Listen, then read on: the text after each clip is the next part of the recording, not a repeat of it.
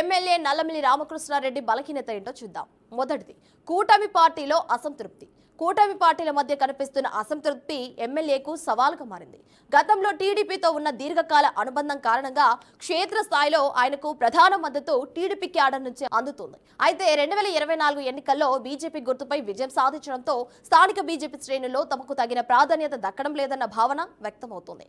కూటమి విజయానికి కీలక పాత్ర పోషించిన జనసేన ముఖ్యంగా కార్యకర్తలు కూడా నిర్ణయాల్లో సరైన భాగస్వామ్యం లభించట్లేదని అసంతృప్తి వ్యక్తం చేస్తున్నారు. అందరినీ ఒకే వేదికపై తీసుకురావటం ఆయనకు ప్రధాన రాజకీయ సవాల్గా మారింది. ఇప్పుడు అభివృద్ధి అసమానతలపై విమర్శలు. నియోజకవర్గంలోని అన్ని ప్రాంతాల్లో సమాన స్థాయిలో అభివృద్ధి జరగటం లేదని, కొన్ని గ్రామాలకు ఎక్కువ ప్రాధాన్యత ఇచ్చారన్న ఆరోపణలు కూడా ఉన్నాయి. కొన్ని మండలాల్లో మౌలిక సదుపాయాల అభివృద్ధి ఆలస్యమైందన్న విమర్శలు చర్చనీయాంశంగా మారాయి.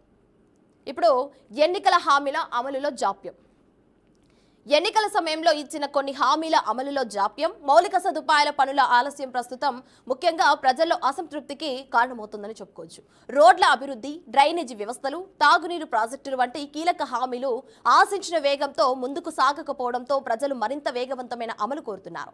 నిధుల పరిమితులు, పరిపాలన కారణాలు ఉన్నప్పటికీ క్షేత్రస్థాయిలో ఈ జాప్యం నేరుగా ఎమ్మెల్యే పనితీరుపై ప్రభావం చూపుతుంది. ఇప్పుడు పార్టీ అంతర్గత విభేదాలు. కూటమి పార్టీల మధ్య అంతర్గత విభేదాలు ప్రస్తుతమైతే ప్రధాన సవాల్గా మారాయి. టీడీపీ, బీజేపీ, జనసేన కార్యకర్తల మధ్య పదవులు పంపకం, ప్రోటోకాల్, స్థానిక ఆధిపత్యంపై భిన్నాభిప్రాయాలు కూడా కనిపిస్తూ ఉన్నాయి. గత రాజకీయ పోరాటాల నేపథ్యం వల్ల ద్వితీయ శ్రేణి నాయకుల మధ్య సమన్వయం సులభంగా జరగడం లేదు. ఈ పరిస్థితి అనేది క్షేత్రస్థాయిలో అసంతృప్తి అనేది పెంచుతూ భవిష్యత్ ఎన్నికలపై ప్రభావం చూపే అవకాశాన్ని కలిగిస్తుంది. ఇప్పుడు మట్టి మాఫియాపై ఆరోపణలు. నియోజకవర్గంలో అక్రమ మట్టి తవ్వకాలకు కొందరు అధికార పార్టీ నాయకులు అండ ఉందని కూడా ఆరోపణలైతే ఉన్నాయి.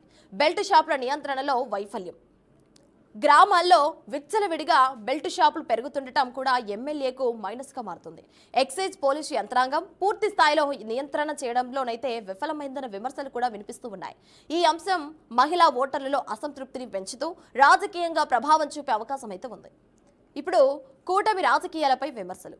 కుటుంబ బంధుత్వ రాజకీయాలకు ప్రాధాన్యత పెరుగుతోందనే విమర్శలు కూడా ఉన్నాయి. తండ్రి నుంచి కుమారుడి వరకు ఒకే కుటుంబం నుంచి నాయకత్వం కొనసాగడం వల్ల కొత్త నాయకత్వానికి అవకాశం తగ్గుతోందన్న అభిప్రాయం కొందరిలో ఉంది. అలాగే కీలక నిర్ణయాల్లో బంధువుల ప్రభావం ఉందన్న విమర్శలు కూడా వినిపిస్తూ ఉన్నాయి. అయితే అనుచర వర్గం మాత్రం ఇది ప్రజల విశ్వాసం వల్ల వచ్చిన రాజకీయ స్థిరత్వం అని చెప్తూ ఉంది. ఇప్పుడు ప్రజల్లో పెరుగుతున్న అంచనాలు. భారీ మెజార్టీతో గెలిచిన ఎమ్మెల్యేగా ప్రజల అంచనాలను కూడా భారీగా ఉన్నాయి.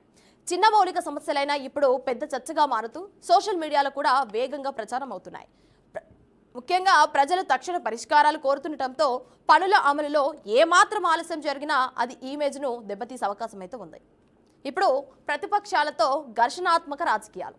రాజకీయ ప్రత్యర్థులతో తరచూ వివాదాలు, ఘర్షణలు చోటు చేసుకోవడం వల్ల రాజకీయ వాతావరణం ఉద్రిక్తంగా మారుతోందనే అభిప్రాయం కొందరిలో ఉంది.